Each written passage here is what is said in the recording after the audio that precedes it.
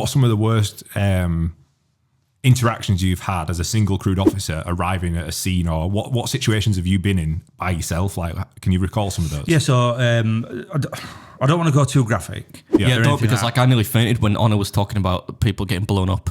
I won't go too graphic, but basically there were, I'll give you an example. There was I don't know if I told you about the fatal with the Vauxhall Vectra on its roof and the lad with a broken back.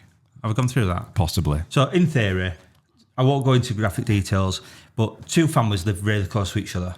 Yeah. One family, two young lads, say like 17, have got in a car and shot through a junction, lost control of the car and got head on into another car. Right, okay. There was one fatality in that car, one woman with her head basically open, two kids that have been ejected from the car, one gentleman with severe brain damage. In the offending car, there was a car on its roof, driver had a broken back, other one were unconscious. I arrived first at scene.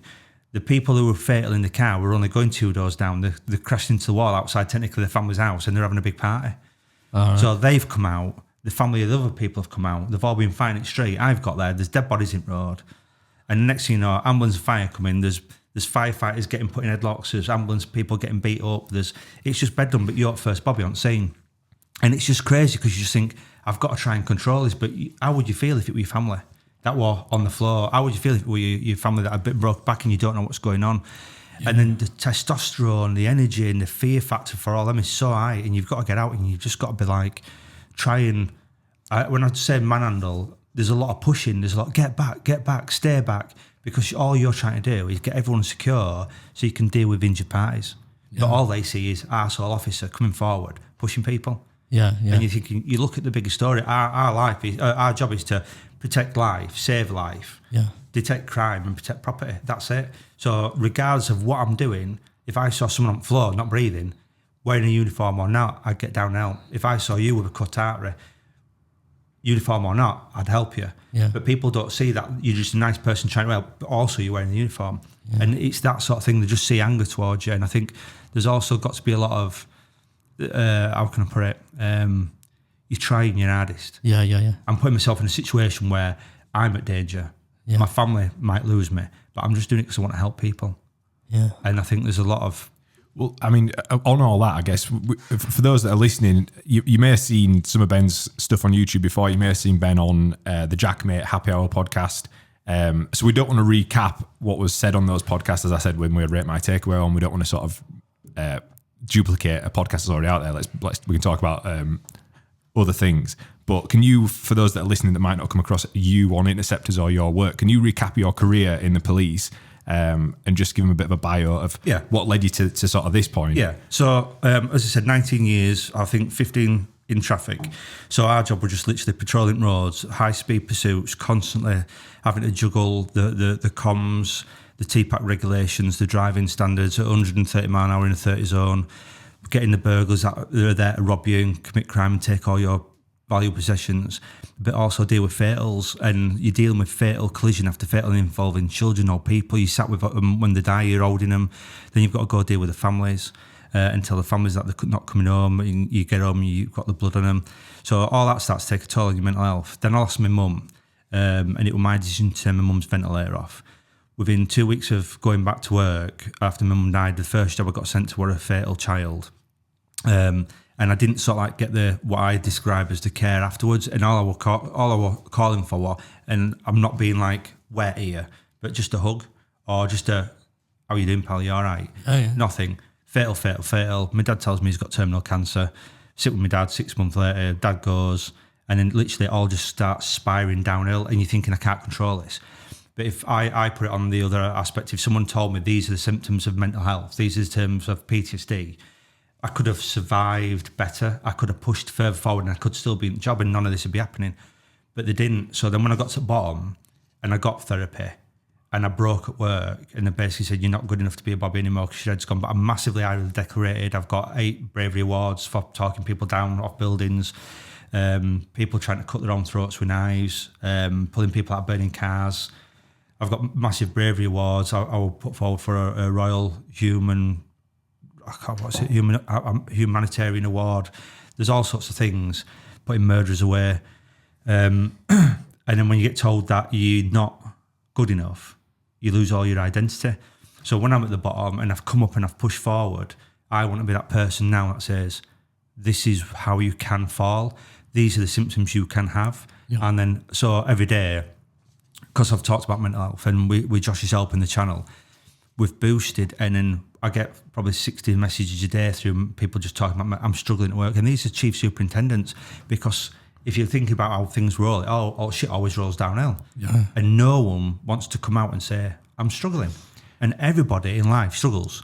Like you might worry about your missus, you might worry about your money, you might worry about your life, you might worry about any illnesses, and it all goes into this backpack. And I just always see this backpack as being full, and then if it's full, how to just deal with it. And I just want people not to hurt themselves. I want mums and dads to still have the son. I want kids to have the dad or the mum. And I think it's that we're in a world now where things are mentioned massively for pride, the massive rainbow laces, LGBT? Q+. And that's massive when I say acceptable now. It's because people didn't understand it, but it's there. But what people don't understand now is a lot of things with mental health. If you can't see it, it doesn't exist. Yeah. Oh, Adam, you broke your arm. Yeah, I've got a pot on. Yeah, 6 weeks' time it comes off. But if you come in now and talk to me, no one sees what's going on. And that's what we're trying to make people aware of, that everyone, regardless of what job you're in, you might be a train conductor, whatever, everyone can struggle. Let's not go into train conductors, for God's sake. It's fallen out enough for them. Has it? Do you think it's straight? Yeah, I've fallen out with one of them, and it was his fault. They were bad, yeah. Do you think it's one of those things? I guess, like as regular civilians that are not, we're not criminals, so we don't interact with police very often. We don't, as a regular member of the public, you don't really consider what police officers, firefighters, fire service, ambulance members have to go through every day. Fucking hell, do you want to make that a bit louder? Just those listeners. I should open those before we get started. I need coffee today. Is that cup too? Yeah. Jesus. You don't consider the effects that it would have on a daily basis. And it seems strange that even in 2022, the mental health sort of backing of all these emergency services is not like a priority. Like it's almost like it should be a 6 monthly or 3 monthly or quarterly review to just check in on people that are in these active environments all the time and just say, like, what's going on, because I get, is mental health one of those things that you could work on actively to try and, like, if you look back at your career now, if somebody had have actively spoke to you, looked for signs and symptoms, your career would have been longer, and I guess it would have then progressed the force further if you would have, because you'd have still been in there, so then you could have been proactive to newcomers and newbies coming in. And is stuff like that on the cards, or? It's one of those things where you go into an office and they'll have these posters up. Like, for instance, have you heard of Andy's Man Club? Andy's Man Club? Yeah. No, but I want to be in it. What is it? It's a mental health charity. Is it a charity? It's formed by like called Luke Ambler, an ex-professional rugby player, and his brother-in-law committed suicide, who were called Andy. So basically, Luke started a bit of a come and have a chat. Yeah. And that's all it is, come and have a chat. But now it's UK wide. I think there's like 50 venues, and it's got thousands of people. And all it does is just say, come down and have a chat. And there's no stigma on anyone.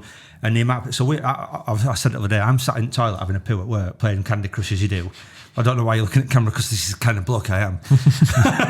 It was like the poop part was all right. Then you went to Candy Crush, and I just thought, no, come on now. He texted me this morning. Sorry to just interject. He texted me and he's like, sorry, lad, I'm going to be running a bit late. I've just spent 45 minutes having a poo. I'm like, epic this morning. I can't wait to hear about that. Did you get purple legs? It was a fucking feature-length poo that was, man, I tell you. You have to stand up to break it off. I wiggled a bit. But yeah, back at the toilet door, it said Andy's Man Club. Yeah.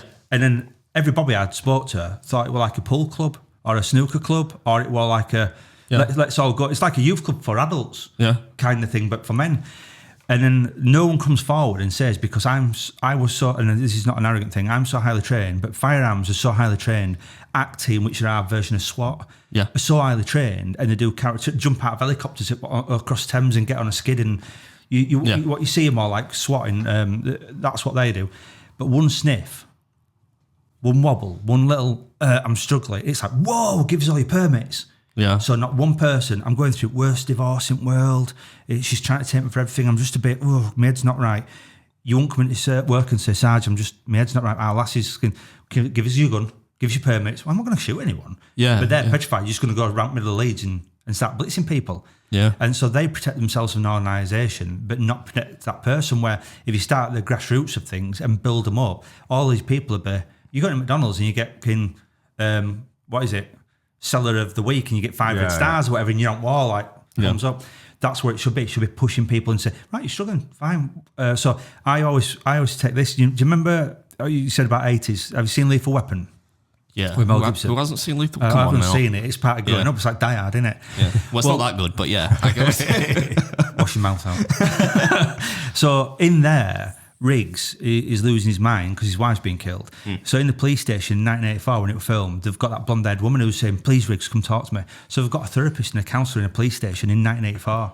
And that's only a film. We're in 2022 and we still don't have one. Yeah. So we just need somewhere to go to chat because you're dealing with so much shit. I've been there when they've got a dead body back in an ambulance and doors are open and they're just like brushing blood, like off the floor and it's coming out the back. And you're thinking then you've got to go home and cuddle and kiss your kids. And you're just thinking like, can I just sit down with someone and have a cup of tea and a chat without fear of losing things? And that's why people don't come forward. So what we're trying to say is come forward and say, I've got a problem. Because the can't, under all these things now, all the disability laws and human rights, they can't just turn around and say, right, because the first thing they said to me is, right, you're going to go to FCMU, which is a little hole in the middle of nowhere. They dump you in it and they just make you do computer work. So you're thinking, I'm struggling, no natural light, everyone's around you, it's all oppressive, rather than saying, well, why don't you just meet all new people that are coming in, shake their hand and say, hi, I'm Ben Pearson, so-and-so, and then take them through to an office and be a bit more, why couldn't you just be on the Facebook side of the police and do advertising on Facebook and do stuff promotions, but they hide you away, you're that little cousin that don't come to school, and like, do you know Adam? No, we don't talk about him, he's black sheep at family. It's that sort of thing. And I just think there should be more, in the world that we're living in today, there should be more acceptance for stuff.